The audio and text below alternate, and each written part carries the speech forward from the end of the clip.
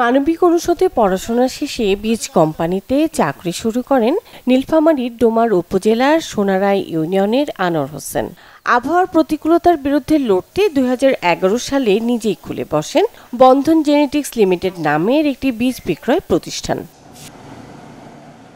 2015 সালে উৎপাদন করেন অধিক ফলনশীল, প্রতিকূল আবহাওয়ায় টিকে থাকতে সক্ষম বীজ।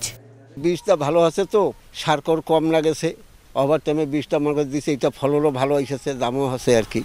মুখে খাবার তুলে দেওয়া, বিশেষ করে সবজির পুষ্টি তুলে দেওয়া, এটার একমাত্র উপায়ই হলো গবেষণা করে নতুন নতুন জাত বের করা। ইতিমধ্যে দেশের আনাচে কানাচে পৌঁছে গেছে আনোয়ার হোসেনের উৎপাদিত এই বীজ। কৃষকের আসলে কি দরকার, কোয়ালিটি বীজ কিভাবে তাকে আরও মুনাফা দেওয়া যায় এবং কৃষকের আসলে নিডসটা কি, এটা আমি বোঝার পর একটা সময় আমার মনে হলো যে আমি বেসিক্যালি আমি হচ্ছে স্বাধীন চেতা মানুষ।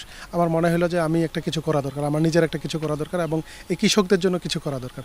সেই সুবাদে 2011 সাল থেকেই আমি এই বন্ধন সিডস কোম্পানি প্রতিষ্ঠা করে এবং টুকটুক করে হাঁটি পাপা করে শুরু করছি। মাত্র 11 লাখ টাকা পুঁজি নিয়ে উপসি বীজের ব্যবসা শুরু করে এক যুগ পর প্রায় 100-ও বেশি ধরনের বীজ নিয়ে শত শত কোটি টাকার লেনদেন করছে আনোয়ার হোসেনের এই বীজ কোম্পানিটি। Desk report, channel 24।